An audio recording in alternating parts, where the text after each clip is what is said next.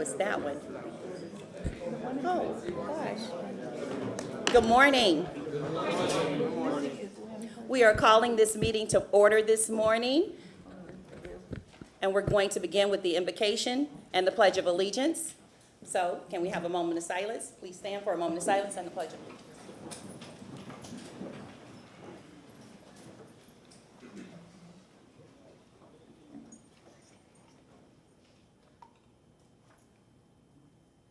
Thank you. I pledge allegiance to the flag of the United States of America and to the republic for which it stands, one nation, under God, indivisible, with liberty and justice for all.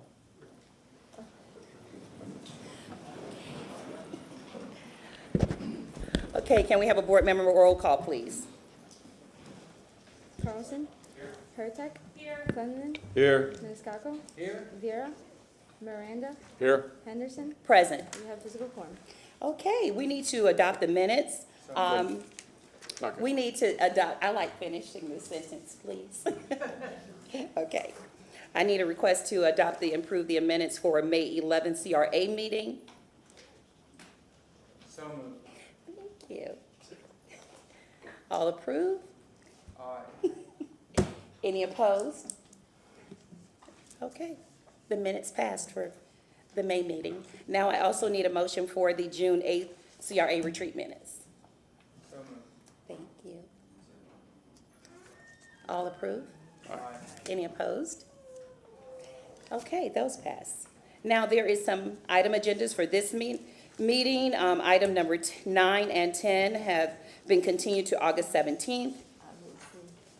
And item number 12 continued to November the 9th. So moved. Okay. Okay, we've received. Any other changes? 9 and 10 to August 17th.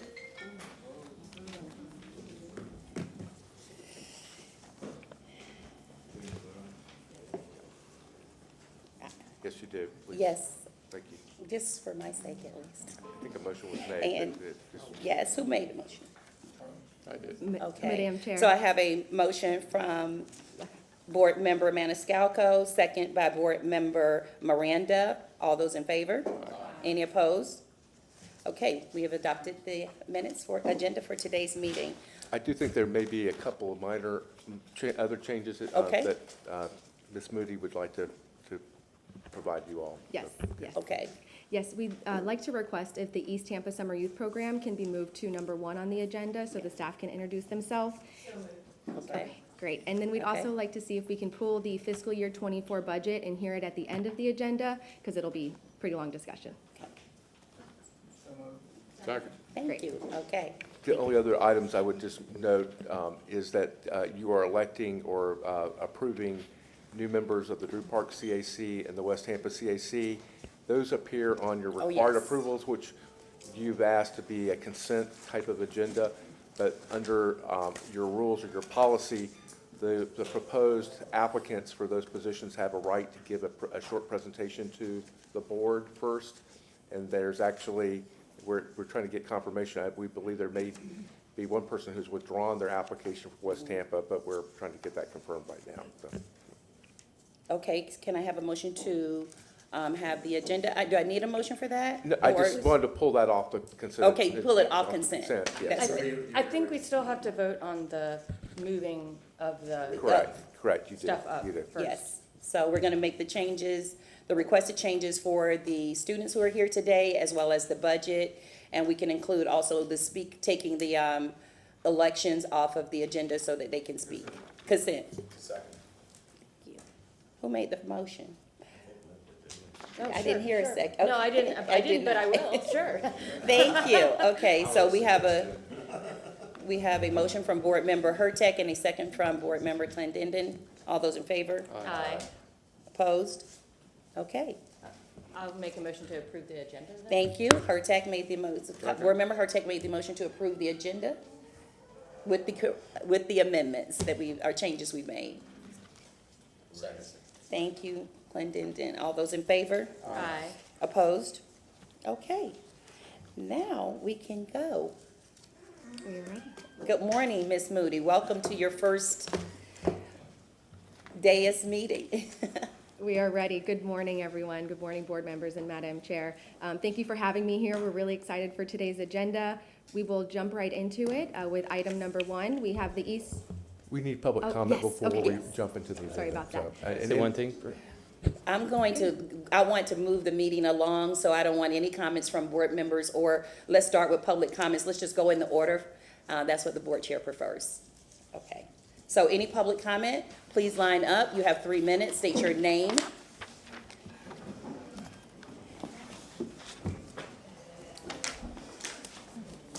I don't think that's a usual. Well, it's the preference of the board chair. Wait, I have to put this to the We side got a lot of so people. I can lean. Good morning. I joyfully greet you this morning. My name is Martha Vila. I reside at 3209 West Sitka Street in Tampa. I was born and I've lived here all my life. When Sandy and I knew we were coming today, we had to decide who would speak first. I told Sandy, let's do age or beauty. And as you can see, I'm speaking first. I'm happy to greet you this morning and happy to tell you that although I dread going to the dentist, I am so happy to be here before you, this most respected city council and staff. What a wonderful event we had recently at the Red, White, and Blue Park for the ribbon cutting. It was my honor to thank all of you for making my husband's love for this country a reality. And although I did try and cover most of you, I want to again say today a very heartfelt thank you. I think all that were there felt he and I, and we knew Hector and the Lord was clapping their hands to finally get the park completed. What a beautiful day.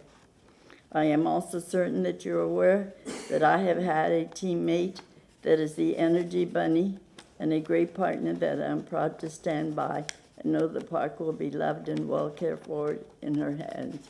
She will speak next. I understand that there are 165 parks for people to enjoy in Tampa.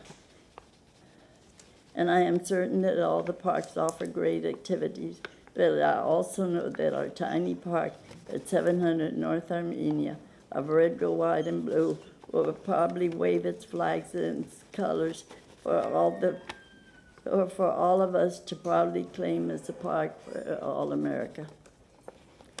God's blessing to its story. On behalf of my husband Hector, his strong love and vision for his family, thank you, City of Tampa. God bless the Vila Brothers Park. God bless America.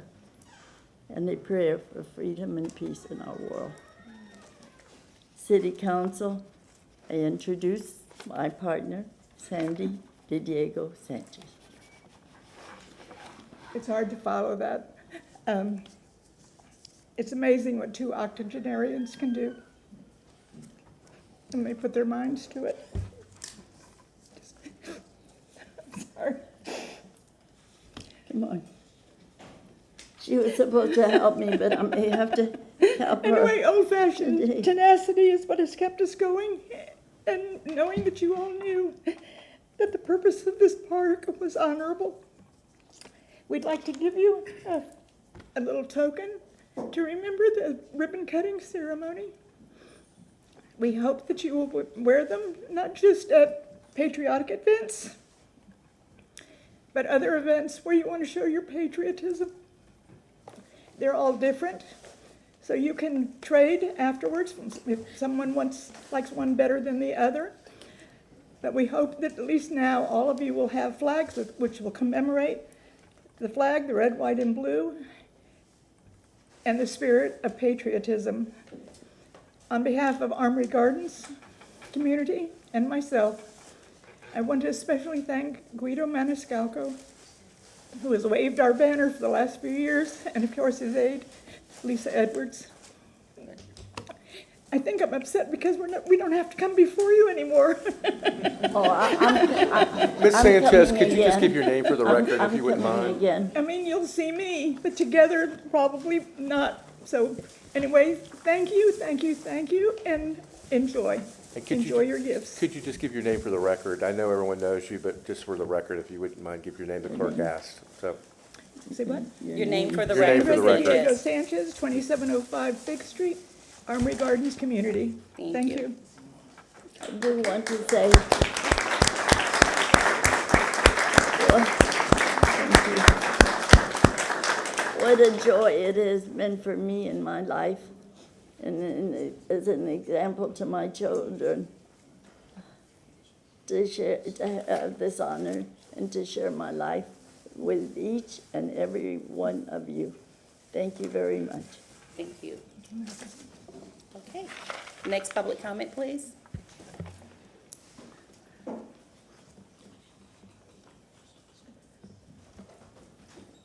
And you got her where we got you.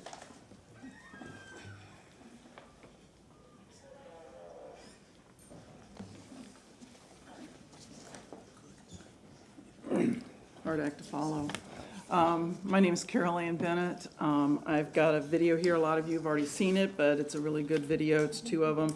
They're worth watching repeatedly. If IT could go ahead and play the first one, please.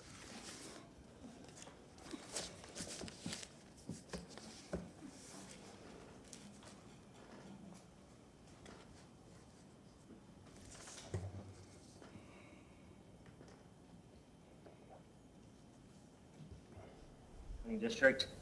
Those excerpts are shown on your screen, and these are based upon what the plan refers to as limited growth opportunities in these areas.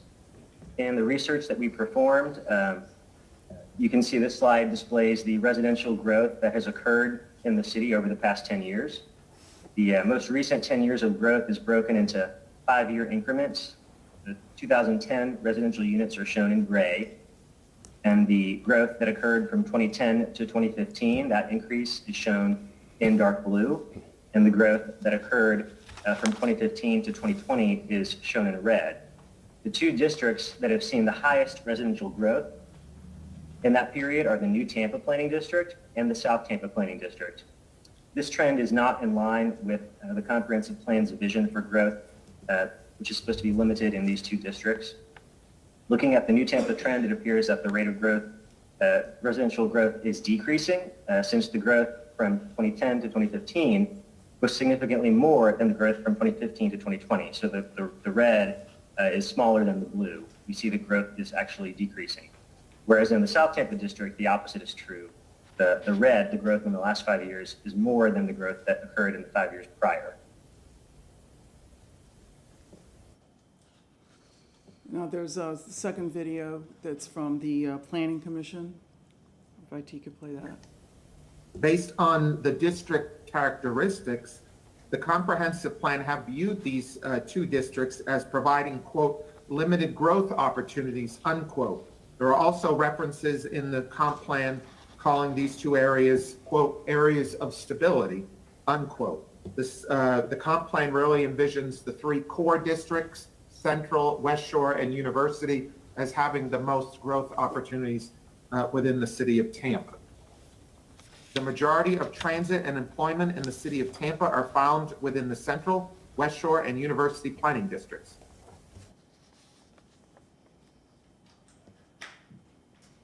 So I'd like to reiterate what they said is that the South Tampa and New Tampa are supposed to have the planning districts are supposed to have the lowest, but they had the highest. South Tampa is actually increasing. But what's more important to me is that University Planning District, which is supposed to have one of the highest growths in the entire city, has only grown 1% in 10 years. And I see that as a big problem because all the resources that have gone into the districts where growth is not smart is being taken away from the areas where growth is smart. Here's the evacuation map. You'll see South Tampa, it's all red and orange. You see the University Planning District isn't. So it makes a lot more sense to put the growth where it's envisioned in the University District rather than the South Tampa District. Thank you. Thank you.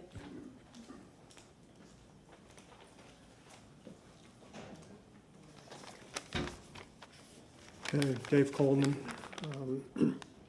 I was here last week, and what I did before I came here was to post on Seminole Heights community page the question of what would people like to see at the dog track site. Hagan's Rays Stadium or apartments. And there was 130 responses to that. And the community meeting in Sulphur Springs brought up many needs for the neglected community. And I'm told that you don't have the money to address the issues. Well, if the area becomes a CRA, it's my understanding that whatever tax revenue comes from development would go directly to the needs of the community, the sidewalks and the curbs that they were asking for, that they were begging for at that meeting back on the 19th of last month. The majority of people were for mixed-use housing and retail, including affordable housing. Full-time residents would bring new life into the blighted Nebraska Avenue. And I don't know if the dog track will become available, but development will come, and affordable housing and creating a CRA should be the goal of the council. And 2 nights ago, I was at the, on traffic issues. Member Rivera was just up in DC talking about HART. Thanks for being there and trying to get some stuff done. It's also my understanding that the city has no money to fix the roads on Florida and Nebraska, but the FDOT, who owns them, probably does.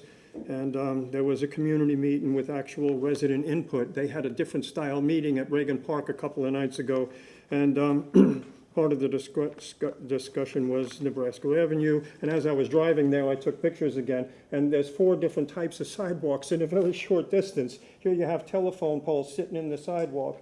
Here you have chairs out on the sidewalk from a business.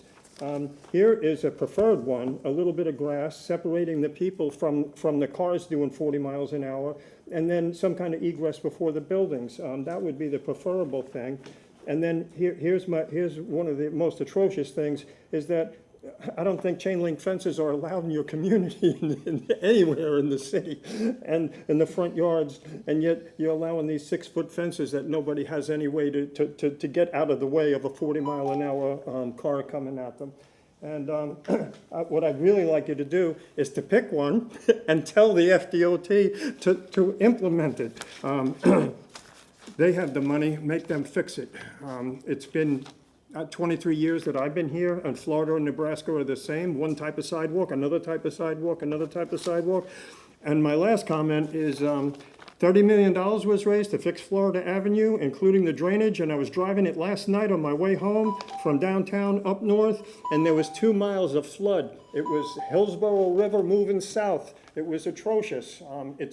They were completely useless. Hold the FDOT to task. The city needs to do that. If we don't have the money, get it from the people who do. Thank you.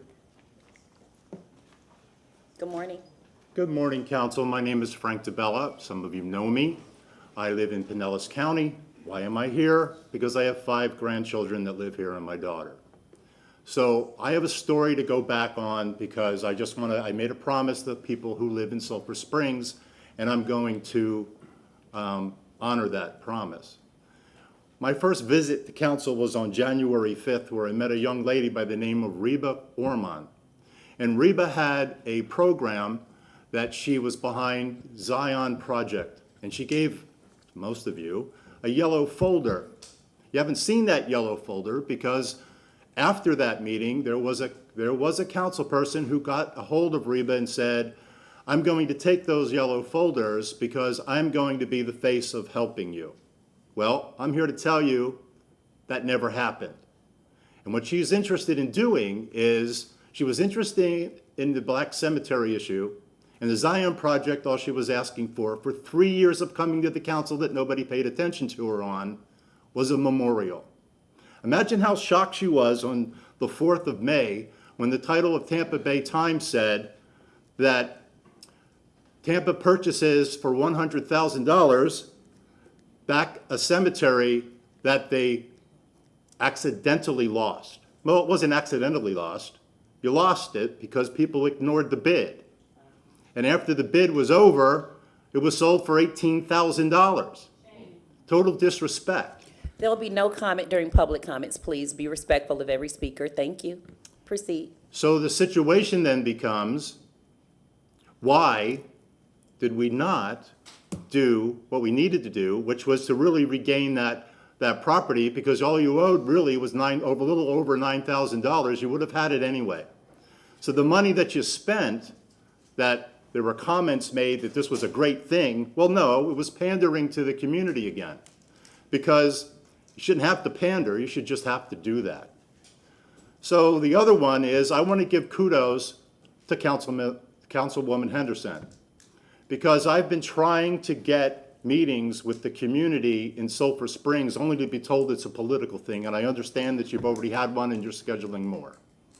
You're never going to get anywhere there if we do not sit down with the residents, because you don't live there, we don't have anyone that does live there to take care of it. Let's listen to them first. The constituents paid for the seats that you sit in. So you made promises during your campaign that you were going to run their seat. The problem is that we have things like the owner-occupied rehab, which still has a disclosure on it that they can't do anything about it till June of '22. And there's money there to help the people in these underserved communities. Please do that, because the constituents will take back your chairs. Thank you very much. Thank you.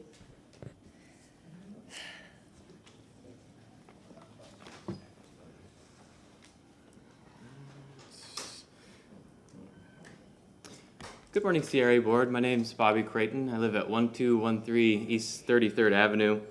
I'm here today to make a request.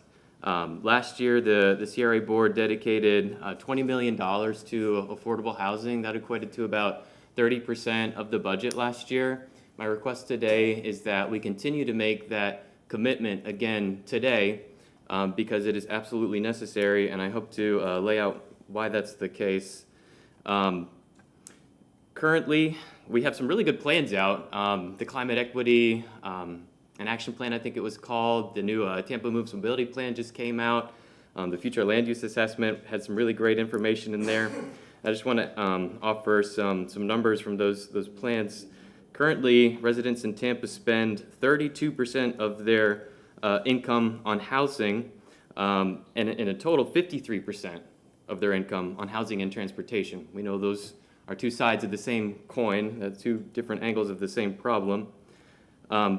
Currently in East Tampa, per the East Tampa CRA Strategic Action Plan, the average income for residents in East Tampa is $45,000. That's half of the city average. So if you have somebody living in East Tampa making $45,000 and they're spending 53% of their income just to get around and live, that's a major issue. We absolutely need that funding for affordable housing in East Tampa. There's no question about that. With that level of income, $45,000, that puts the majority of residents in East Tampa at the low income to very low income qualifiers for affordable housing per the Housing and Urban Development and state guidelines. And just as a side note, Tampa residents spend 10% more on those costs than peer cities do. So we're not only behind, East Tampa is not only making less money, we're not only in desperate need of that money, but now we really need to make that commitment. I kind of want to zoom out a little bit and talk more about those plans. The goals by 2050, according to the mobility plan, was to have half of trips made by walking, to have people spending 5% on transportation. For the Climate Action Plan, we're currently at 5 or 6 dwelling units per acre. They say we need to get to 12. That's by 2050. We need that money right now so we can start to transition to the city that is envisioned in those plans. If we don't have that, people are going to fall through the cracks, and it's going to hit people in East Tampa the hardest.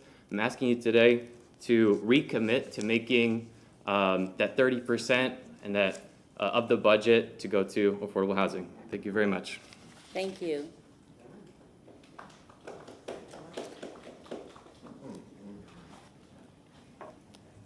Good morning, Chairwoman Henderson and board members. For the record, I am Fran Tate, Chair of the Community Advisory Committee for the East Tampa CRA, as well as the President of the Jackson Heights Neighborhood Association. I support everything that Mr. Creighton just stated, but this morning, I myself stand before you to continue to encourage you to make housing your number one effort in the budget. We have a housing crisis, as you all well know. Chairwoman Henderson's District 5, my beloved area, her beloved district, has a serious crisis. I know firsthand. I hear it from my community. As I shop, as I dine, as I attend church, people need housing, and they need it immediately. So I'm asking that you please allocate even more than the 30% toward housing. We need to get this done immediately. I see people, and I'm getting emotional. I don't want to do that this morning, but I see people stacked on top of one another. So many cars parked in the yard until you wonder, there's 3 bedrooms in this house. I see six cars. We need help. We need your support. We need the funding. Please. I thank you. Thank you, Ms. Tate. When the next speaker comes up, please, in order for decorum, there should be no comments or reaction during public comment. That is greatly appreciated. Thank you. Good morning. Good morning. Keela McCaskill. You know, for quite some time, I've been advocating for housing. You know, recently I had to face, is it really worth it? Like, is this whole advocate thing really worth it? You know, I've come through some adversities, you know, fake police reports and opposition for various reasons. But as I look at the request for housing today, I'm excited. I'm here and I'm still committed to it because I think it's worth it. Just last year this time, I was down here asking for something. Many of us was here saying, hey, we need to do something. I equated this housing crisis to that of similar to a hurricane, similar to that. And today we have an opportunity where you've actually done something. The new people that you put on this staff, they really got in here, they put the 30% set aside. And so it's here now. We have an opportunity to do something. I'm not just asking that we put the 30% set aside in motion. I'm asking that we do it for 4 to 5 years. We started, this crisis started in 2017 when over 165 people were moving here per day. But at that time, I don't think many people was paying attention. But it caught up to us, and last year we called it a crisis, and now we have an opportunity to do something about it. So yes, support the 30%. But support the 30% for 4 to 5 years where we can actually do something meaningful. We didn't get into a crisis overnight. Like I said, it started in 2017. I'm also excited about, not only am I here about the 30% set-aside opportunity, but live local. I wasn't here last week, but I watched it online, and I just wanted to come back because what I saw and what I hope I'm not seeing is I think that with the live local, like I said, I was everywhere trying to get housing last year. I was here, I was Tallahassee, writing, calling, you know, everywhere trying to make something happen. And I think the state heard us. I don't know that they did it the right way. I don't think that it should have removed your authority and all of that. But I do think that they heard us and they did something. And so I didn't want to see us get to the place that we're doing, you know, a slow go, you know, like to basically the staff presented, and we hired these people that we hadn't seen this type of talent in a long time in these roles. And we hired them, we appointed them to these roles, they put a plan together starting in March. Nobody else had done that. And it's actually the state telling us what we're going to do. Not doing it will put us in a position, I'm afraid, that developers wouldn't want to come here for something simple like parking waiver in the green space situation. If we don't adopt what they're saying, they're going to underdevelop to avoid having to come here and deal with you all. Unfortunately, they're going to work around you and just do what the state said they can do. I don't want to see them underdeveloped to avoid you all.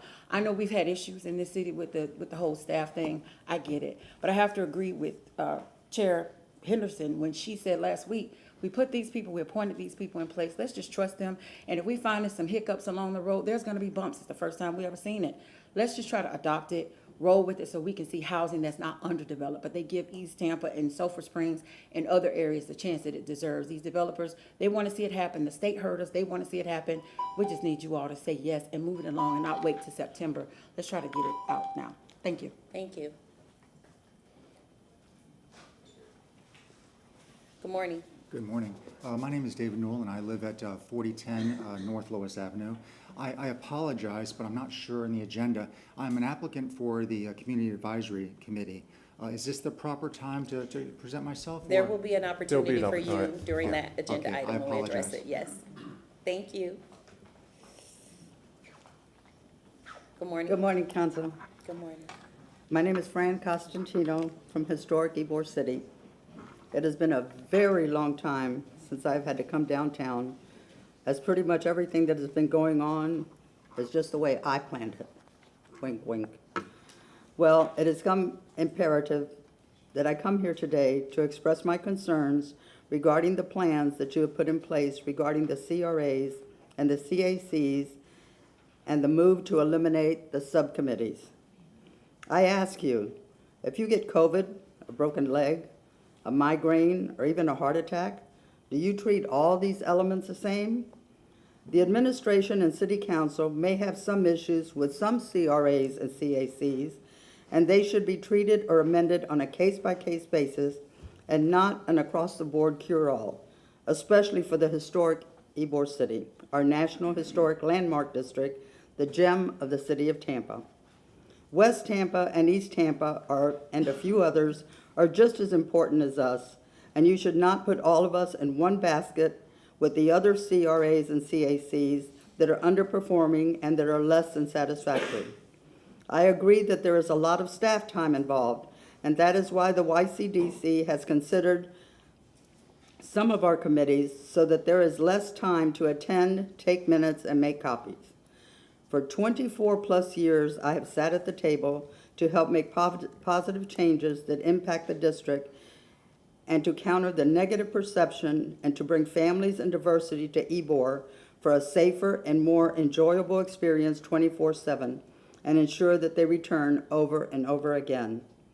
As a board member, resident, business, and property owner, I have volunteered for every committee, as a matter of fact, for a month, and have served countless hours on these subcommittees that you have decided to eliminate.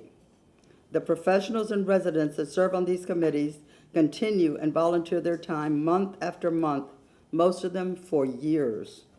All these accomplishments cannot be accomplished by staff and in one meeting a month. With a humble heart, I have to say that you would have to create a line item in the budget for the amount of money that it would take to compensate the city for the benefits that you receive from these board and some committee members. As I read, the administration is planning on adding staff to compensate and do the job that the subcommittees are doing for free. What sense does that make? I keep hearing and reading that no final decision has been made, but I fear that we are here using our valuable time, and I feel the opposite is what has happened. I hope I am wrong, and that you will consider keeping the subcommittees and the CRAs and CACs that the whole city has benefited from as a whole. Thank you very much for your consideration. Good morning. Good morning. My name is Nathan Hagan. I'm a chapter lead with UMB Tampa. Last year, this board unanimously committed 30% of our CRA dollars to be spent towards affordable housing to the tune of $20 million. They did this after rent soared 50% over 2 years, a sea change that ushered Tampa into a California-style persistent affordable housing crisis. That's where we're at today and will remain without action. This is now a multi-billion-dollar problem that gets more intractable every month that this council does not take drastic action that fundamentally reshapes housing policy in the city. It is a crisis happening on your watch, in your neighborhood, to your children who will never be able to buy a home here, and to your loved ones who are being silently pushed out. It affects our young, our old, our Black community, our Cuban community, our every community, our teachers, our service workers, our nurses, our engineers, our community leaders, our friends. Everyone is being harmed, even those who think they're coming out ahead, but will find when they're stuck in their home, when they need to move for a job, for their family, or for their health. The city can't buy its way out of a multi-billion-dollar housing crisis. It needs density, it needs reform, it needs education, it needs transportation, it needs more housing. It needs to commit to housing as a human right and acknowledge that ensuring it is a basic function of government. That means many things, but among them it means funding affordable housing for people the market cannot serve. That means a lot of public dollars spent on directly subsidizing housing in whatever forms it can do most effectively for the people who need it most. We need to set aside any money we can at any opportunity we can because the problem is just that big. We need money for affordable housing, period. We don't need more staff reports to tell you that. You don't need debate. Yes, we need accountability, and you can bet I'll be here for that. Yes, we need to decide how to spend the money. If you need ideas, I have them. But we need the money. You have all the information already to commit to setting it aside. The more money you have, the more effectively you can use it. So we're asking the CRA board to make a long-term commitment to spend 30% of all CRA dollars on affordable housing in every CRA, not 1 year, but every year. This should be a dedicated funding source for affordable housing in gentrifying communities. That's what CRAs are for. The problem won't be gone next year. You'll need to renew it again and again. This is as simple as making a motion today to get the ball rolling. We need to set aside any money we can at any opportunity we can because the problem is that big. Make a motion and vote. Please legislate. As an aside, I want to respond to the videos earlier. I want to call out those videos about South Tampa growth because I think they're misleading. Growth north and south of Gandy is night and day. Palmacia is not growing. There are not big apartment complexes going in Palmacia.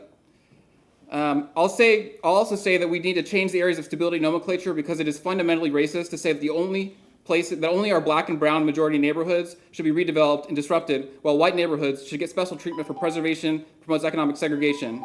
Ask our planning commission if you want to understand the history of that. Those lines were not drawn randomly. Thank you, Mr. Hagan.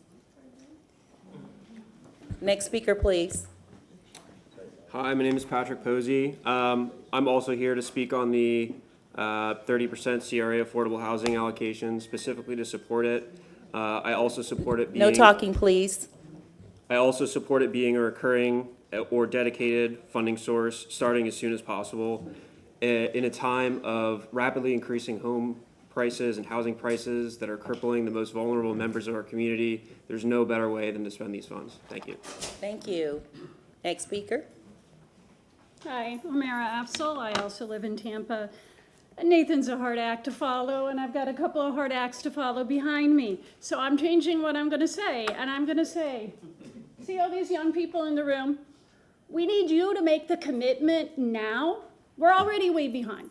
Make the commitment now so they will be able to live in Tampa if they choose, regardless of whether they become, what do you all want to become? Teachers, engineers, financial advisors, whatever they choose to become, they need to have some place they can live in Tampa. Right now, people cannot live here. It doesn't matter what your job is, unless you make an exceptional amount of money. It is very hard to find a place to live in Tampa where you'd actually want to live.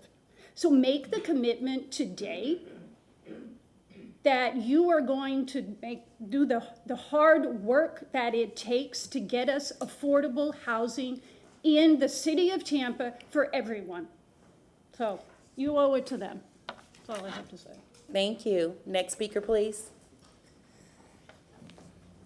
Good morning, Council. Good morning. I'm Kimberly Overman, former County Commissioner, but I am the CEO and founder of the Housing Leadership Council of Tampa Bay.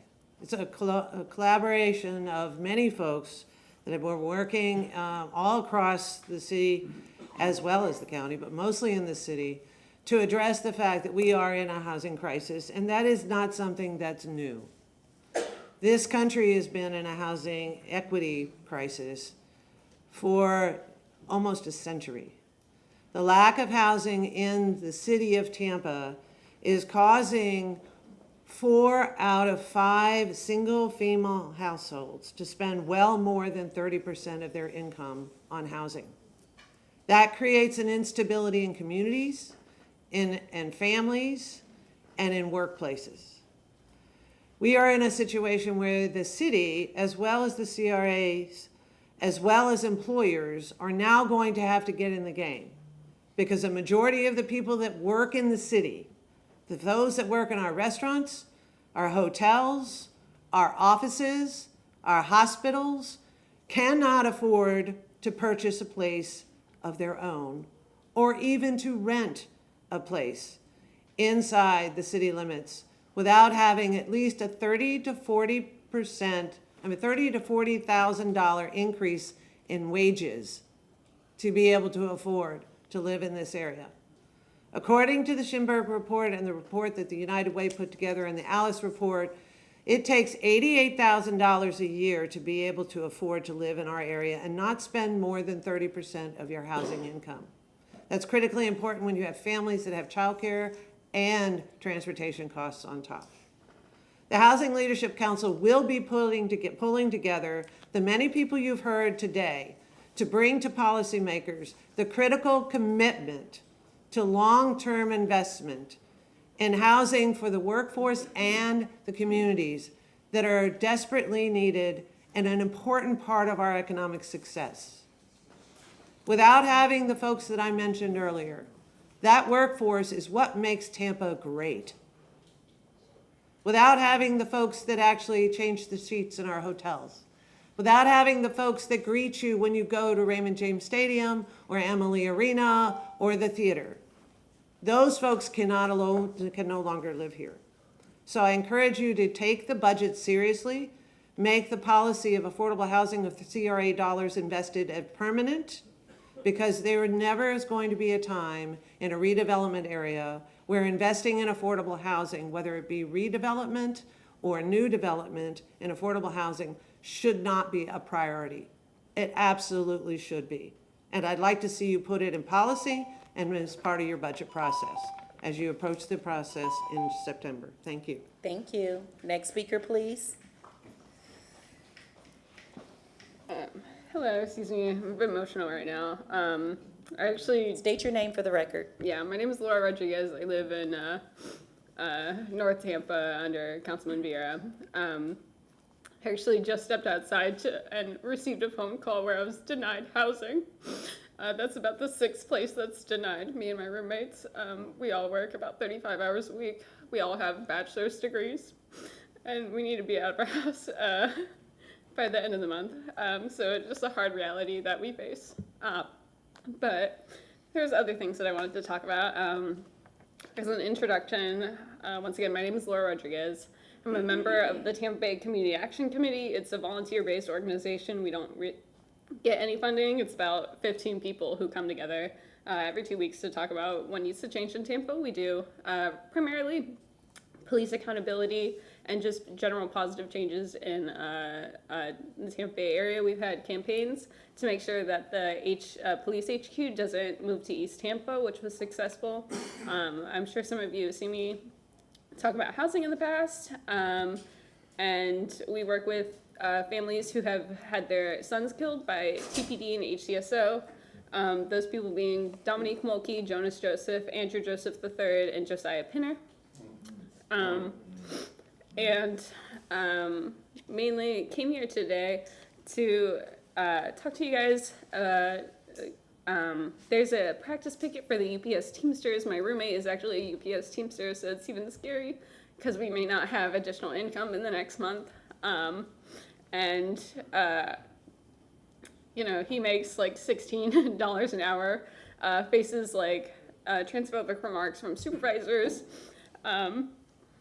And, you know, the practice pickets are tomorrow at 8 a.m. and Monday at 8 a.m. If you want to participate, because the Teamsters make up a big portion of how Tampa runs, and I would encourage you to ask businesses and yourselves to put up signs on your doors and windows saying that you will not accept UPS packages during the potential Teamsters strike, because this is right now it's the final push is to get part-timers to have their wages increased. They've won air conditioning units on all of their trucks, which we know with the rising heat that is a necessity. And also just wanted to mention, I was one of the 5 protesters arrested at USF, and I'm now facing 2 felonies and 3 misdemeanors, 10 years in prison, for attending something that I do quite regularly, that I have done for the past 3 years, and that we've received the support of the ACLU, the NAACP, the North Florida Central Labor Council, West Florida Central Labor Council, and we'd definitely like to see if y'all would support. If you want to find out more, you can check out Creative Loafing. They've done a couple articles on us, as well as the Tampa Bay Times. Thank you, Ms. Rodriguez. Next speaker, please. Mentezna. I want to say Uhuru. Uhuru means freedom in Swahili. And I want to say to everybody in this room, Excuse me, can you state your name for the record, please? Mentesnot, Mentesnot. Yeah, that's a name. That means anything possible in Swahili. And I want to say Uhuru. Uhuru means freedom in Swahili. And I say we as African people should always be thinking about our freedom. And one thing we know is, just what I said, they try to scare black people up to not come down here. They try to make, long time ago you can use the word, but now you can't because it's offensive. They try to make punks and sissies out of us. They got somebody telling you how to act and about decorum in a public meeting. You must be talking to these little kids right here. You can't be talking to no adults. No talking, please. No cheering. No congratulating. No nothing. You ever seen the British Parliament and how they operate? That's how people operate in a political forum. This ain't your building. This the taxpayers' building. You can't tell adults no talking. What you gonna do? Get your police to put them out? That's how y'all want to terrorize black people. That's why our neighborhoods look the way it look. That's why black people stay so scared. We stay scared. Because they got fools like y'all trying to tell people what to do and how to act, even with the culture. Y'all oppose the way we dress, the way we look, the way we wear our dreads. Y'all hate everything about us. I object, Madam Chair. I'm sorry. I object He is to this. speaking. I know, Mr. but Clendenin. he needs to have decorum as well. Mr. Clendenin, let the public speak. He is free to speak, and he has his time. Reset the clock for Mr. Matusa, please. No, please allow him to speak uninterrupted. You may continue, sir. I want to say to the people that's here, young and old, people come down here begging. They don't come down here demanding. That's how capitalism got you. Capitalism got the masses of people begging. 85 people in this world have more resources than 3.7 billion people in this world. What that tells you, it's a crooked society. And they got crooked institutions of coercion running it like the way y'all running it. Y'all stopping black people on bicycles. Y'all stopping us on our four-wheelers. You stopping us on our mopeds. You stopping us in everywhere you can find us. And intimidating us. And people come to government to express themselves. And people telling them about decorum. People took their time to come down here. Some people missing work. People are trying to tell you, express to you what they're experiencing. Homelessness, hunger, poverty. The ladies say 30% of their income going towards rent. Well, in the black community, it's more like 80 and 90%, and we still can't make rent. Everybody's struggling in the hood. Everybody. Man, don't let nobody make no coward out of you to tell you when you can't talk. Your First Amendment rights say freedom of speech. You got freedom of speech. Always exercise it anywhere you go, even if you're at church. Even if you're at church, when you got these garbage preachers coming up here talking about some invocation, that's when you need to say no talking, please. That's when you need to say no talking, please. Stop trying to intimidate black people. That's what y'all doing. Y'all trying to intimidate us. But I want to tell you, from the time I was a little child, because I've been working since I was young, I ain't never been scared. I ain't never scared. That's what Bone Crusher say. That's what Killer Mike say. I ain't never scared, and I ain't gonna never be scared. And y'all ain't gonna never do us the way y'all do us and the way y'all treat us like dirt. Come and look in our neighborhoods and see what it look like garbage, like straight garbage. And drive down Bayshore Boulevard and see what that looks like. Go to South Tampa and see what it looks like. Go to the West Shore District and see what it looks like. The same thing can be in our neighborhoods. But it's no willpower to get it there. And it's an insult. To insult, y'all got grown folks with these young people here telling them, no talking, please. No expression of yourself. Bro, and if anybody don't like what I say, because white people say stuff I don't like all the time, but guess what? We got to eat it, we got to suck it up, we got to work around it, we got to live around it, we got to say yes, sir, we got to put our hands behind our back, We got to bow down. We got to let them search all around our testicles for just being black. So when you don't like what I have to say, pull up. All right? Thank you. Thank you. Next speaker, please.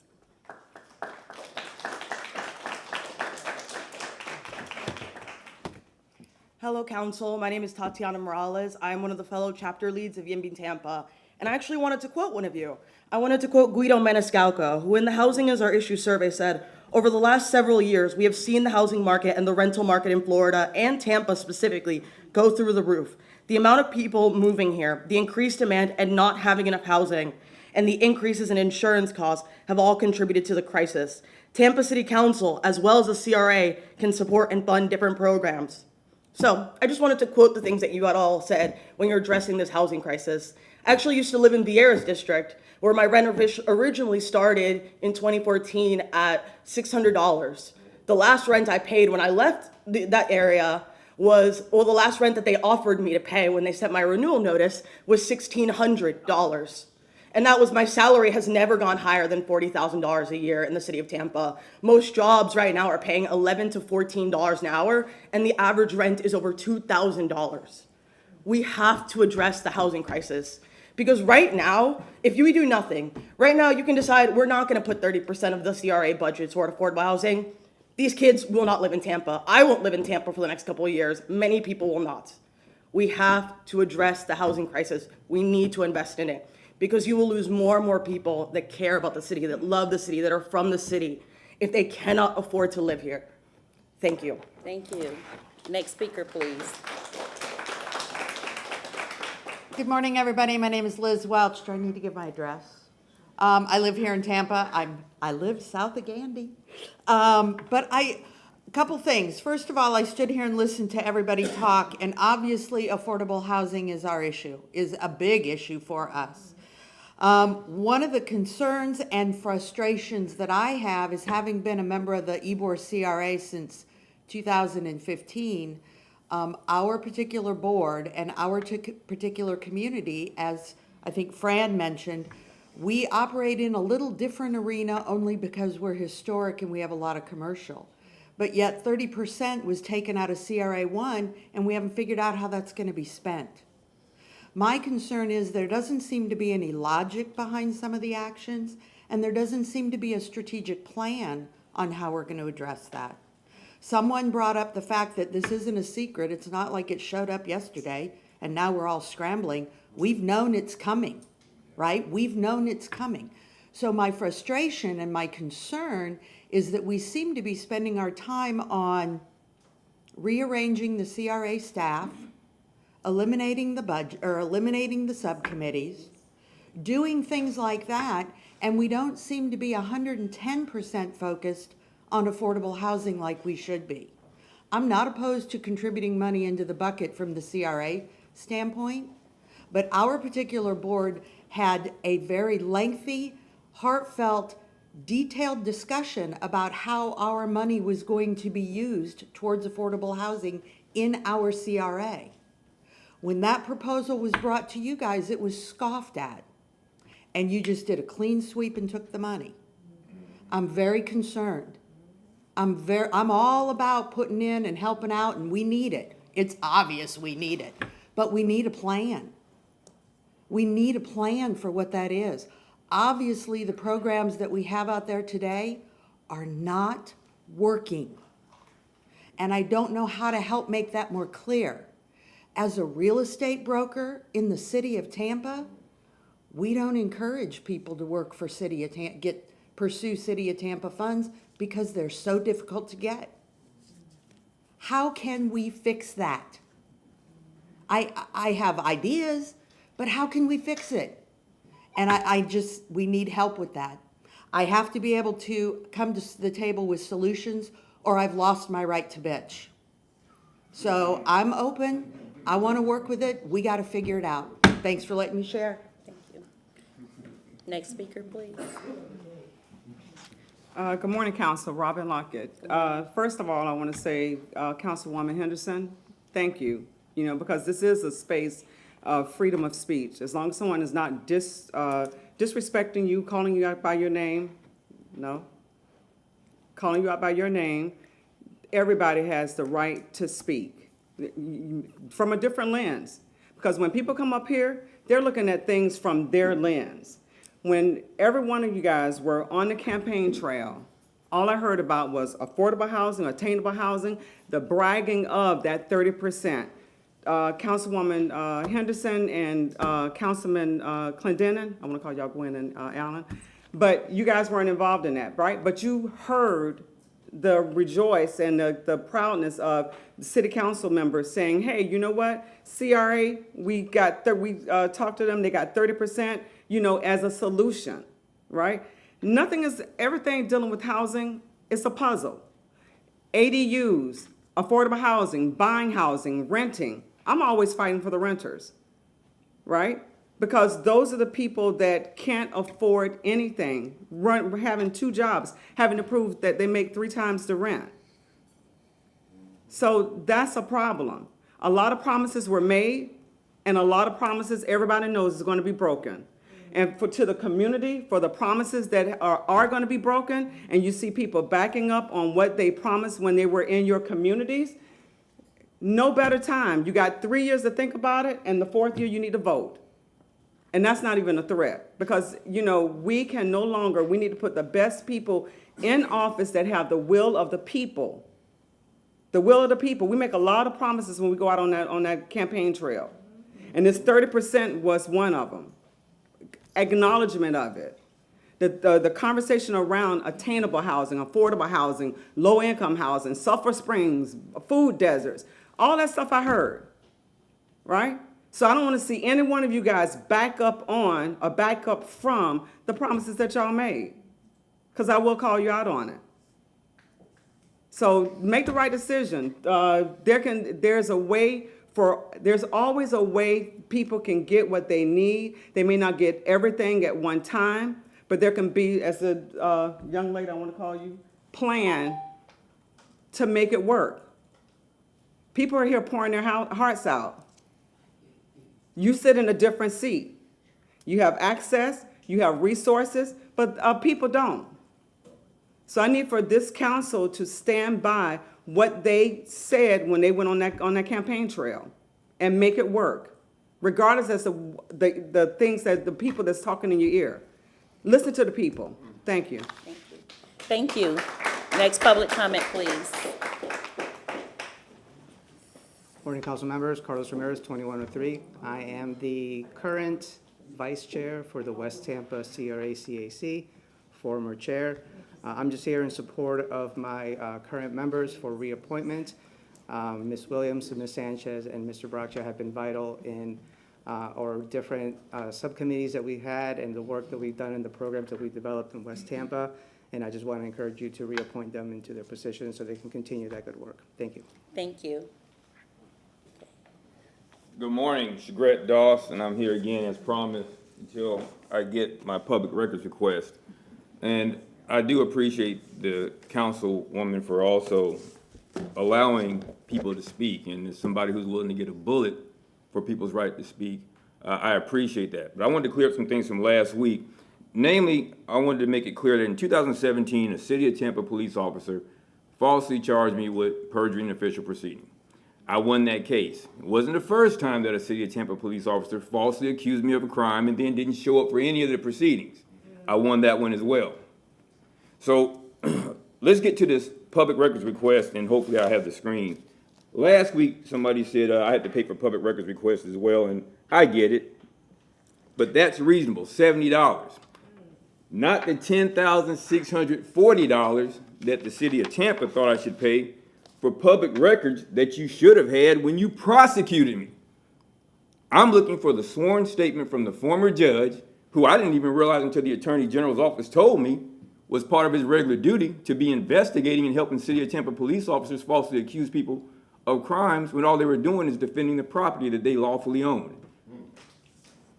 And I'm looking at these young people here, and I'm hoping that the day doesn't come that when they own property, if something comes up and they want to defend it, that not only a judge, but the City of Tampa will send its goons to tell them, hey, you can't even defend the very property that you own, despite the provisions in Article 1, Section 2, and 9 of the Florida Constitution, as well as your 5th, 9th, and 14th Amendment rights under the United States Constitution. But my problem here is, as it always is going to be, I know that this document doesn't exist. And if it exists, just give it to me. You're running your lawyers up here to the federal court claiming that the judge is operating within his regular function. For 7 years now, well, 2017 to now, I've been looking for the document, the sworn document that somebody gave your police officer that initiated the investigation. And I can only wonder how many other men and women who look like me especially get falsely accused of crimes and usually just fold under the pressure. But because I did take an oath like the people up here did, a different kind of oath, to support and defend the Constitution against all enemies, whether they were foreign or domestic, I stood in there and fought for what I think is my right. So what I want to say is this. I don't think it's my right, I know it's my right. If there's a regulatory agency looking at this meeting, maybe you should come back into the city of Tampa. Forget about the bicycle tickets and all that other stuff. See how many foreclosures were enacted by people who didn't even have standing. How many houses have been taken improperly in this city, or because of this city? Because my properties actually were outside the city limits. But it seemed to have bothered quite a few people, to include police officers in the city of Tampa. So with that being said, you all have a good day. Shout out to Thomas Jefferson High School. Thank you. Next speaker, please.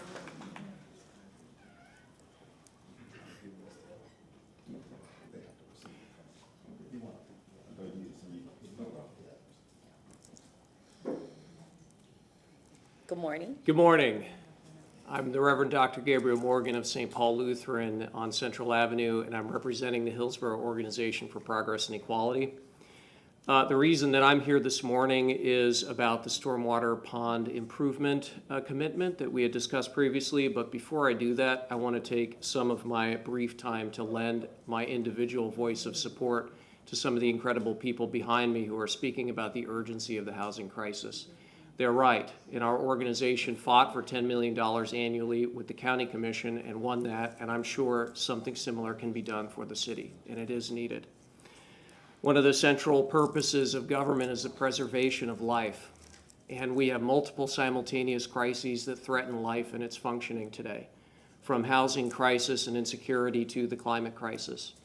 We have fires burning in Canada that have now consumed acreage roughly equivalent to the state of Ohio. We cannot afford to continue to delay.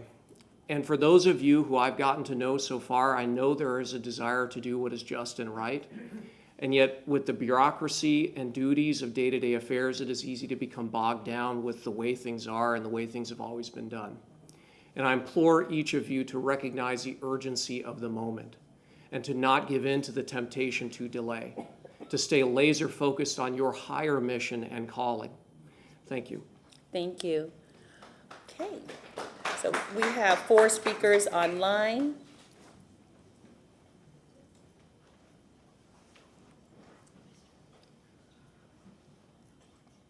Is Mr. Randolph here? Mr. Randolph?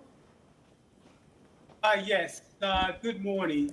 My name is Michael Randolph, and I'm with the West Tampa CDC. I want to start off by giving a shout out to the young people in the audience. You are the preacher. Quite candidly, we messed it up. So you as young people got the opportunity to change the entire narrative and make us proud of you. The other thing I want to talk about is the PRA and the subcommittee that has been dissolved. While I'm saddened by that, we are very adaptable in West Tampa and will start to create our own subcommittee, economic, housing, public safety, and infrastructure, to report to the larger committee. The other thing I want to talk about is a meeting that's coming up on July 31st. It's entitled The Death of the 501c3 and the Emergence of the Low Profit Limited Liability Corporation. The current model of nonprofits are only limited to getting money from government, foundation, and donation. That's not working. This new model promises to change the whole narrative and provide unlimited income in order to change the narrative That meeting is on July the 31st. We'll talk about a new school, next generation approach to solving the problem in our community. As you know, that's a crisis, and there's been a crisis. And unfortunately, the current model of 501c3 have not been able to resolve that problem. So I encourage you to attend that meeting and learn about what they're doing around the nation and how we can apply that in the city of Tampa. I do want to give a shout out to the young people again, because you actually are the future. I encourage you to continue to come to the city council and let your voice be heard.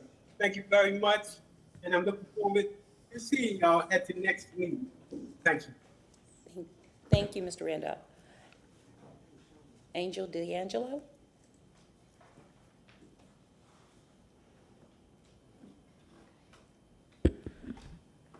You may unmute yourself, Mr. Angel.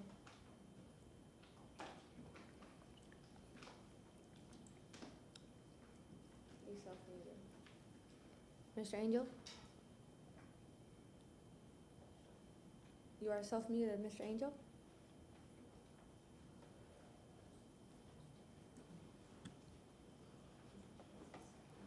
He's muted, okay. Or maybe we can circle back. Carlos de la Osa. We'll move on. Yes, good morning, and thank you for allowing me the time to comment and ask some questions of the CRA this morning.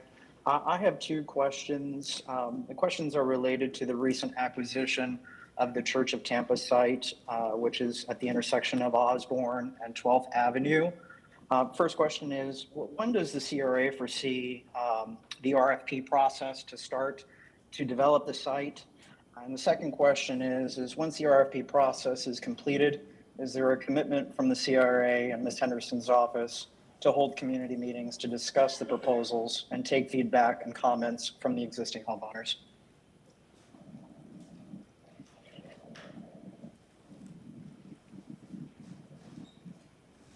Okay, is that a question that you're asking at this time? We will get back with you. You can continue with your comments. This is public comment. It's not a time for question and answers. Yes, if someone could get back to me on with the answers to the questions, we'd greatly appreciate it. Okay. You have a second question as well? I did post both questions, ma'am. Okay.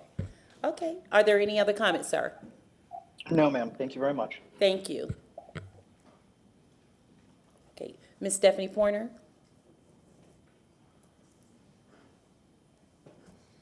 Good morning, can you hear me? Yes. Good morning.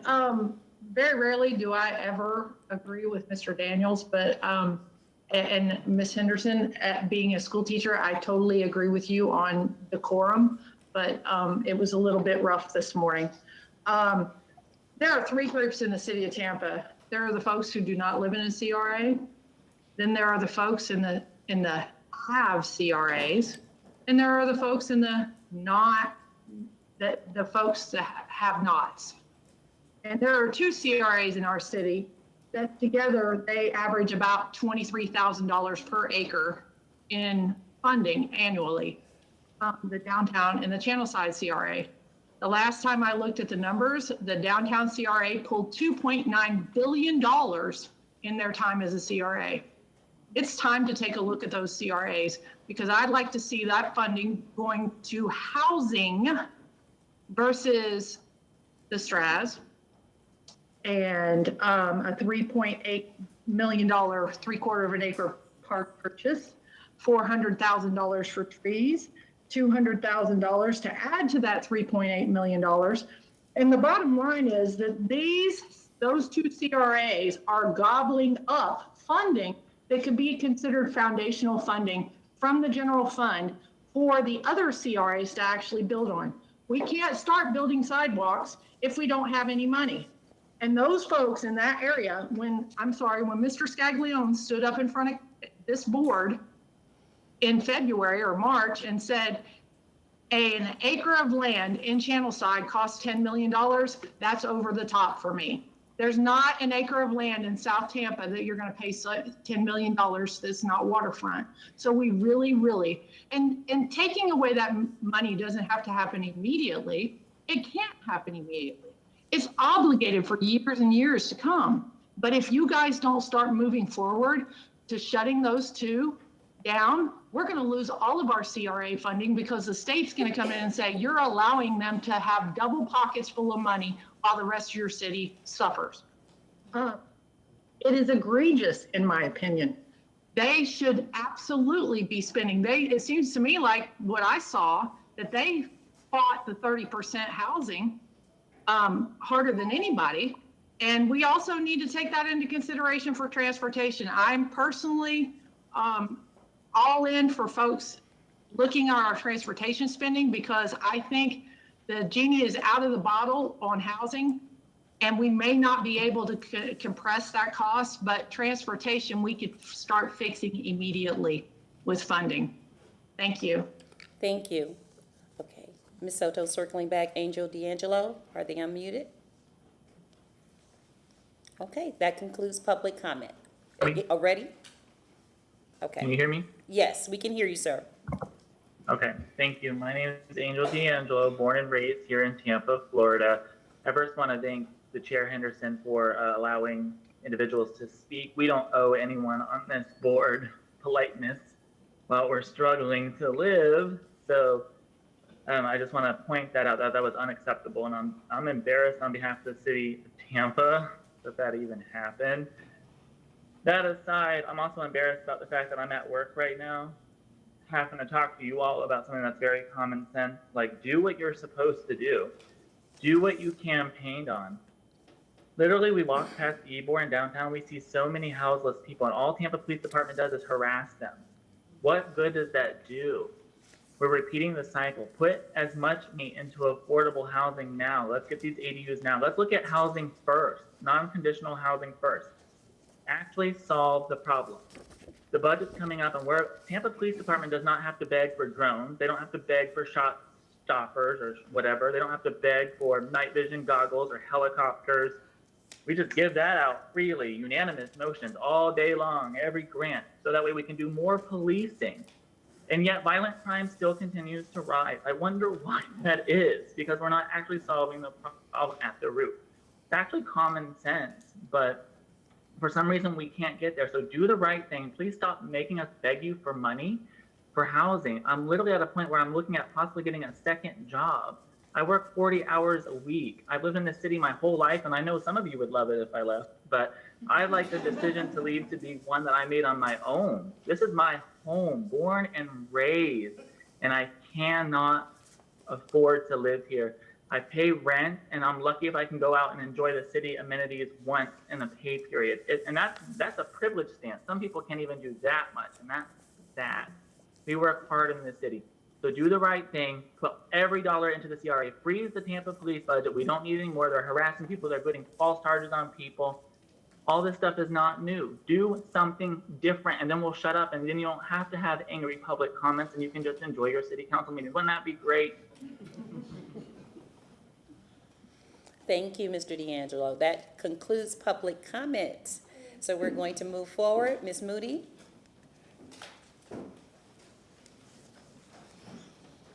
Thank you. Erica Moody, CRA Director, for the record.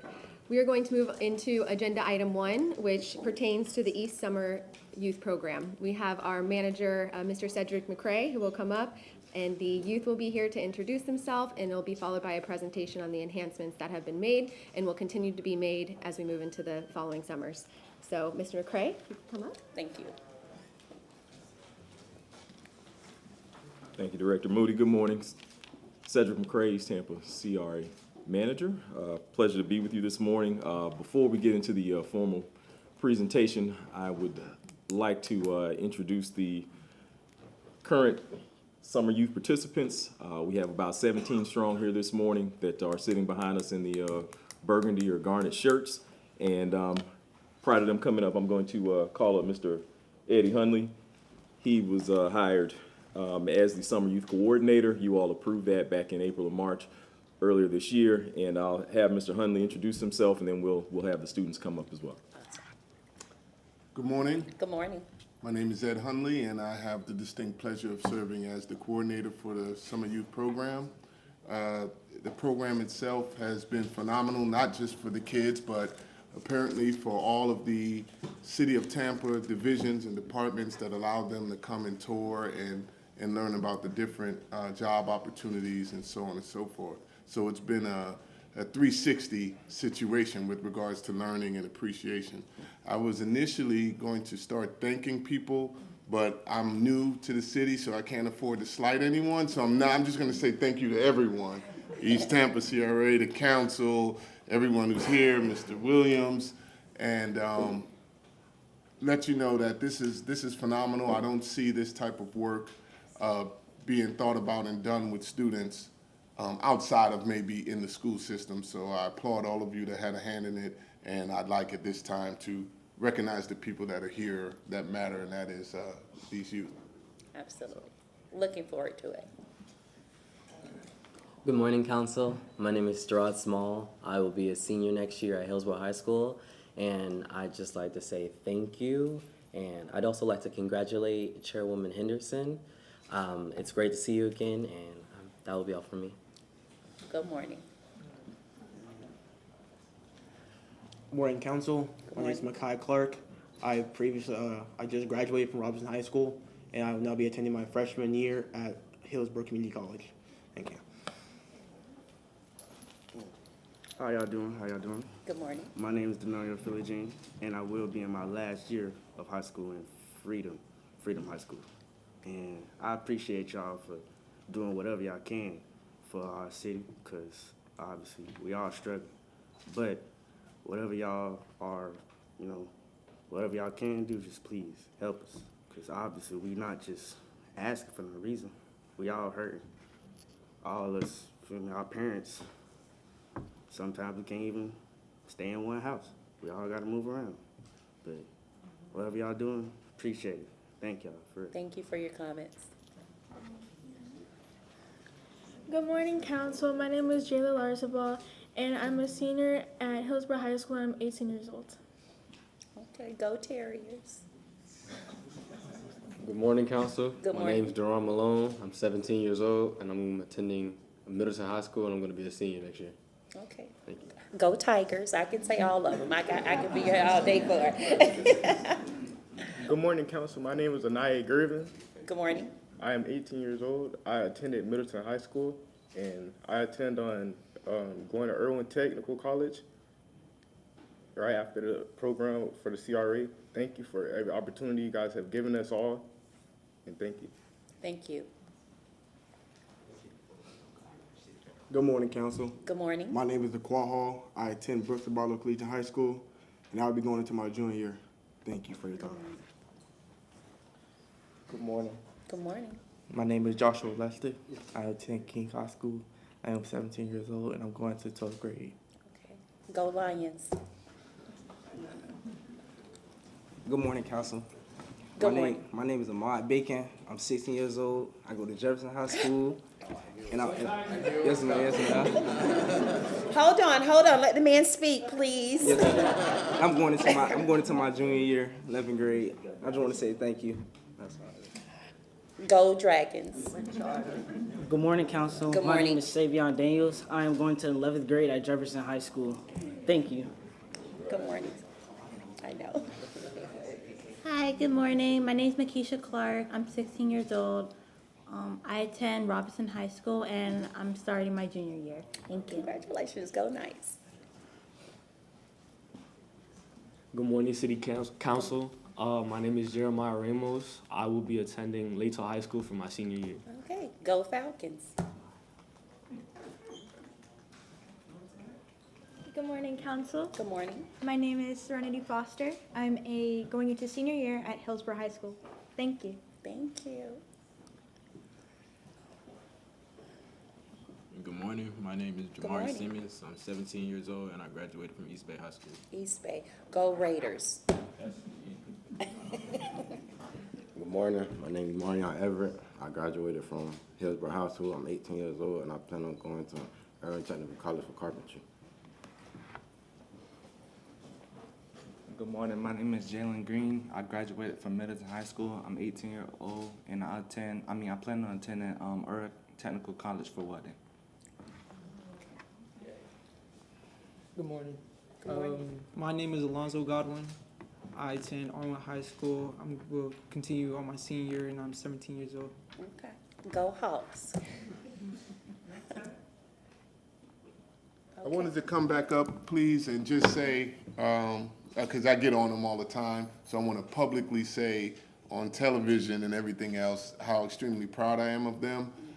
One of the things that we stress is choices. They have choices. It's what you make of those choices. So we have a bigger group, a bigger collective, but I watched this group decide the people that were coming here today to represent them were going to do it well, and anybody that appeared not to be willing or able to do that, they were redirected to another task today, and the group decided to come represent themselves. I'm proud they came up here and they projected their voices, and I just wanted to publicly say thank you to them and thank you for allowing them to have this experience. Thank you so much.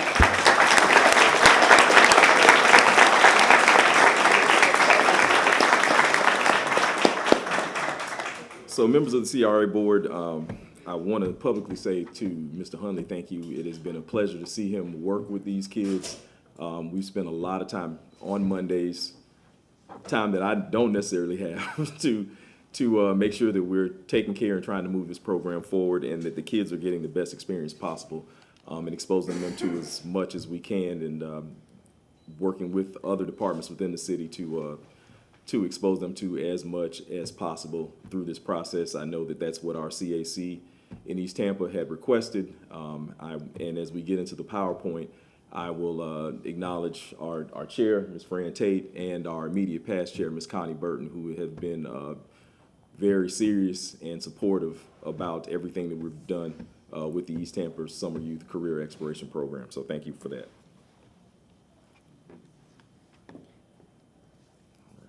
And if we could bring up the PowerPoint. If we could bring up the PowerPoint, please.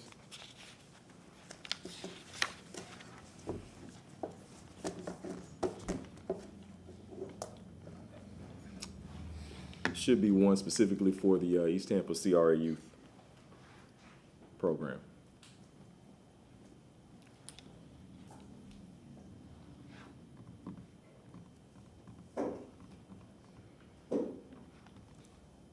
It's item 3 on the agenda, if that would help. Thank you, Mr. Master. Okay.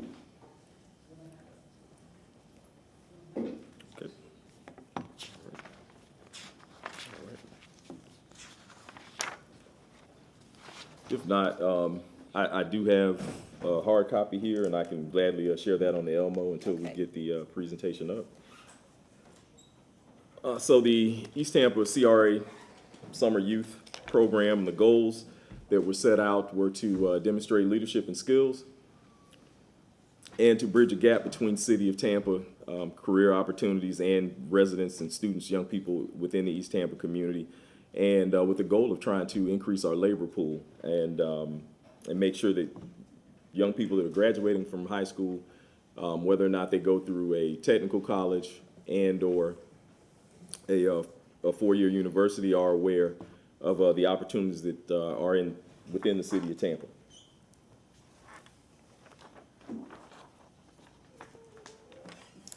So with that, as I stated earlier, we had made a couple of requests, not only funding, but also to hire a program coordinator, and Mr. Hundley has done a phenomenal job in connecting with the young people and trying to hold them accountable in his own special way. And then the focus, we want them to gain traditional work experience as well as explore opportunities within the City of Tampa through on-job training. And you may have seen this earlier this year when we talked about it, but the program itself, the students are the age of 16 to 18. They're working up to 32 hours a week, and so they're spending on Mondays, unless there's a holiday or some type of a change, they're normally with Mr. Hundley working on those soft skills and or on a tour of various departments across the city. And those meetings are held on Mondays at Gary Adult School. Thank you to Gary Adult for allowing us to use their media center Can on this those be Mondays. zoomed in on?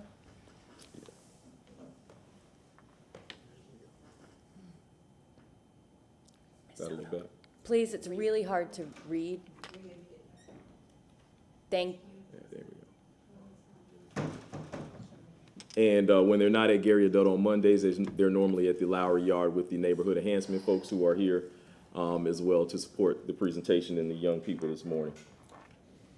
We had a community meeting or parent meeting on June 5th. I was pleasantly surprised when we had upwards of 40 folks, parents and young people that were in attendance, just to hear more about the program, to finalize whatever applications and help build out that process. And I'd like to highlight Ms. Regina Castillo for her assistance in that. And there was actually someone from the city of HR staff there to assist parents and kids in wrapping up loose items that they needed to turn in or help them with their process moving forward to get hired for the summer.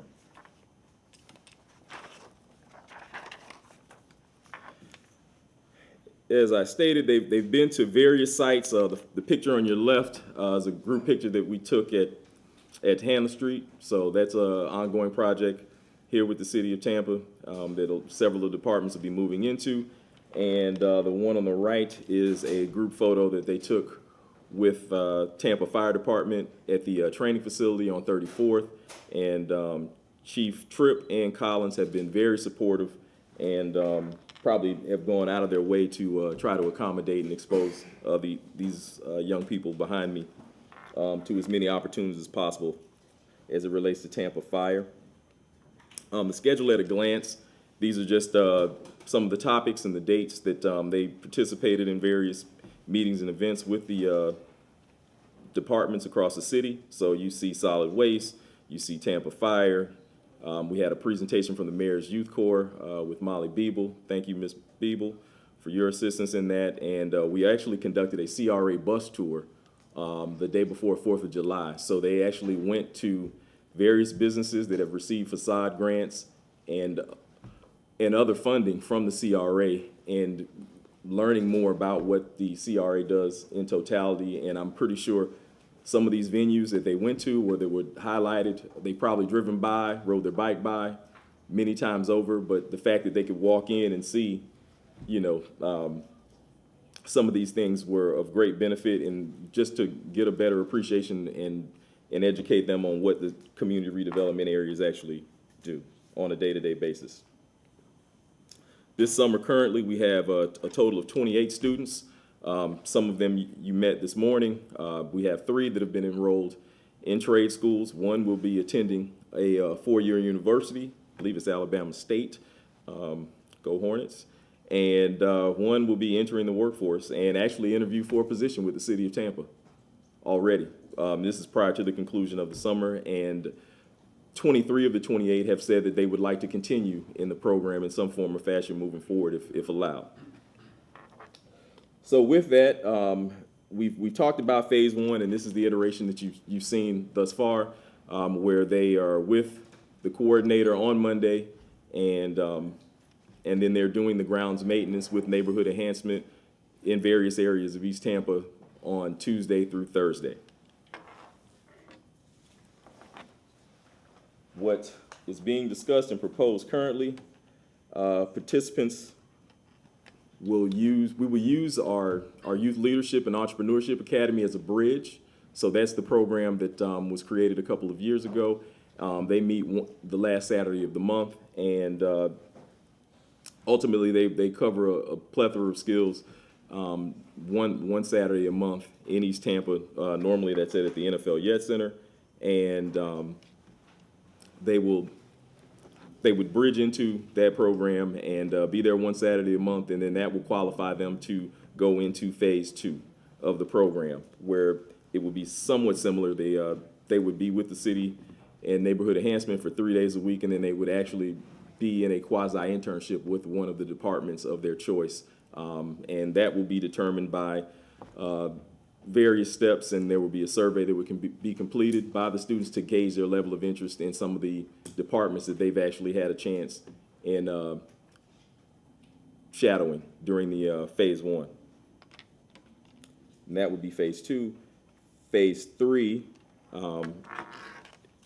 if they can choose to continue, they will go back to the summer youth program. I'm sorry, not the summer youth program, the youth leadership program, and they would continue on that track again, and then they would be placed into Phase 3, where they would be interns and they would work in a specific role aligned with whatever career path they've chosen. And the coordinator would check on them bi-weekly in those various departments. So there has been some conversation about the East Tampa Youth Leadership and Entrepreneurship Academy and the Summer Youth Career Exploration Program. I know it's a mouthful to say, but we've highlighted on this slide the various components of each program. I will tell you that the East Tampa Youth Leadership and Entrepreneurship Academy, within the RFP that was advertised, was very specific in the creation and inception of that program, but they really do mirror each other for the most part. And you know, there was some conversation about possibly just merging the two at some point, but we're still working through that at this point in time. And I will pause for any questions that you all may have. Board Member Hurtak. Thank you. I just want to say thank you so much. When we first started talking about this last summer, and the idea that young people needed to have more access and not just focusing on enhancement, I just want to say thank you. I think it seems like the youth have gotten a real taste today, especially. I hope this isn't your last time coming to city council meeting. And if you can't come here, it's online, so you can watch it online. Because it's fun like this all the time, I promise. But this is, I think this today, especially, and with visiting the other departments, seeing what kind of jobs are out there, but also seeing how to be an active and engaged community member, and how that regardless of what you're doing, you can always be involved in your community. I think that's really valuable, and I want to say thank you and all of your team for getting this going, and I really look forward to seeing how this progresses. I appreciate all the time, effort, and energy, because I know a lot went into it, and I look forward to seeing what happens next. Thank you. Board Member Vieira. Thank you, Chairwoman. Appreciate it. Mr. McCray, thank you as always for your hard work and your good presentation. It was so nice seeing the young people talk from, I saw a lot of folks from Hillsborough High School, the school of Lieutenant Baldomero Lopez, and so many great Tampeños here, and the young man from Freedom High School. That school has a special place. There you are, a special place in my heart. So thank you. I love Freedom over in Tampa Palms. So, but this is a great program, and I know we're going to continue to support it. It it reminds me a little bit of, on a local level, just programs that would infuse character, work, training, et cetera, in young people, sort of like, again, on a local level, the Civilian Conservation Corps, the Works Progress Administration, the National Youth Association, et cetera, from the New Deal, on a local level, which is the idea that government can be active to help people, to equip folks with the tools that they need to succeed in life, but the government should be active, because that's what government is for, is to help folks, especially folks who need the training and help, et cetera. So just strong supporter of this, and glad to see the young people, and glad to see a lot of Irwin Technical School. I've known about that institution off Hillsborough for a really long time.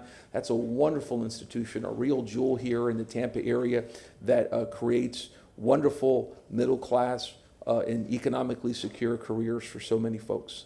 So thank you. Board Member Clendenin. Hi, good morning, everybody, and thank you, Cedric, for a great presentation. You know, I will say that Councilman Vieira kind of almost verbatim said what I had intended to say, because, you know, when you look at the government and what government can do for people, this is exactly what we should be doing, is a hand up for folks, providing opportunity for people to explore their full potential and be able to, you know, enter into adulthood, you know, and have all the tools that they need to succeed and provide for housing and all those things that you heard today. I'm very impressed with the group that is here today. I look forward to, you know, continuing to support these types of programs and expanding these types of programs. I know my friend Connie Burton is a big advocate for providing youth jobs in our community. And I agree with that 100%. We need to do that. I look forward, also, just key in, we have a lot of apprenticeship programs, and, you know, organized labor here is really active in getting people into trades that, you know, really good paying jobs. So there's a lot of opportunities out there for you all, and you all presented yourself extraordinarily well this morning, and I appreciate that your presence here, and I appreciate you coming down here to City Council to listen to how the sausage is made. But good morning, thank you for being here. Board Member Maniscalco. Thank you very much. Real quick, thank you, Mr. McCray. I've had the pleasure of knowing you since I first started.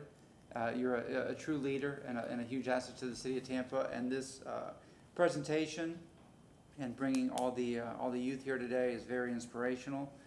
This is the future of our community. There's a lot of bright minds here in the audience. And I was looking at this program chart here. So many important topics that were discussed, like financial literacy, which we don't talk enough about, or workforce development, leadership development, politics in the 21st century. You know, a lot of things that may not be discussed in schools, may not be discussed all the time, and we're doing that here. So again, wonderful program. I look forward to the expansion and the continued growth of this, because it's going to continue touching a lot of lives, and you're doing a great job. So thank you, sir. Thank you. Board Member Miranda. Thank you, Madam Chair. I appreciate it very much. I heard everyone speak, and I tell you what, life is what you want to make out of it. And when you talk about the Irwin School, like Mr. Riera just brought up, it used to be just technical school on then Buffalo Avenue, which is now MLK, years back. And the first graduating class of that class was myself. And I went there because I was trying to find, what am I going to do when you're young? That was a little while ago. When you're married, when you have 2 children, and you say, what am I going to do now? Life becomes real quick a changing of the tide.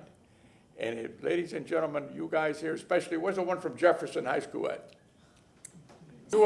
I always say, what you go to high school? I always say, I never went to high school. I went to Jefferson. And they teach you a lot more than what they teach you out in any book. Because there you learn about everything about life, you learn about how to take care of yourself, and you learn how to be also work with a unit. And that's what it takes to communicate, and how communication is the best way of anything. If you can communicate, in Jefferson, they taught you not only how to go to class and how to pass, they also taught you how to go to work and what you wanted to do and prepare you for life. But when that door opens and you get your diploma and you're finished, the world changes. Yeah, you have a diploma. Then what? Today, life is much faster than it was when I was at Jefferson. But I tell you what, then came with Edwin Technical School, which the original was the one at MLK back in the late 60s. So what I'm saying is, if you try to do something and you don't like it, you don't feel about it, don't just leave. Find yourself something else that you like before you leave, so you always have a transition where you never lose your income. And I'm speaking to you because I went through what you're going through. I can give you a lesson, maybe if they let me go and speak to you one day. I don't want to take up this council's time. Yes, sir. Councilman Rand, there was a word on the street was that you were looking to sponsor lunch for the group. All right. That's what I heard. So what I'm saying is, you just have to understand. I didn't flink at all. I didn't say I was paying.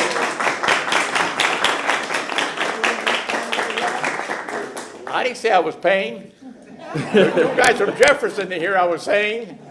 But anyway, we'll do whatever we have to do. You're only young once. Don't tell yourself, how come I didn't take advantage of that youth? Don't make a mistake. You make 1, you're going to make 2. And when you make 3 strikes, you're out. And that's like a ball game. Life is like a sports.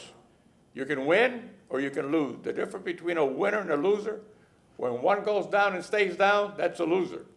You may be down, you come up, you're a winner. So what I'm trying to tell you is, put one foot in front of the other, think before you do something, and always be yourself.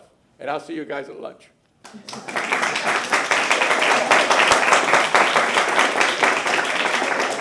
Board Member Carlson. And if his check bounces, I'll pay.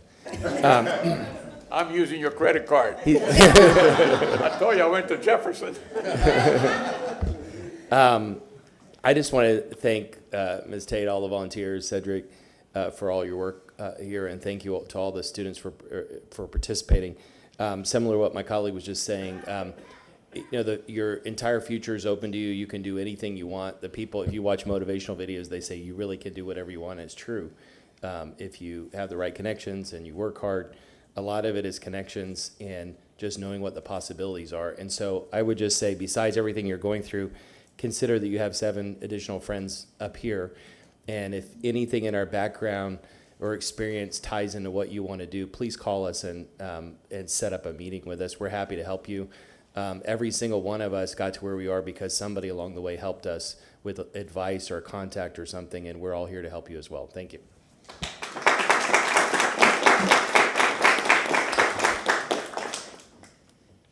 Board Member Hurtak, you have something else? Yes, I just want to make a motion to have this come back to Okay, us. let me finish my comments Sure. and then I'll be.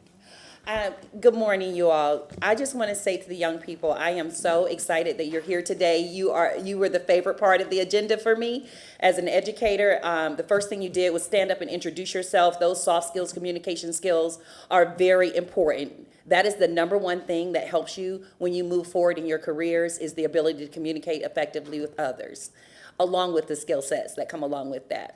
Also, I am just so proud of this program. Mr. Hudley, I can hear and see your passion. I appreciate the work that you did this summer, along with you, Mr. McCray, and all of the community and stakeholders within the city of Tampa that makes this program function.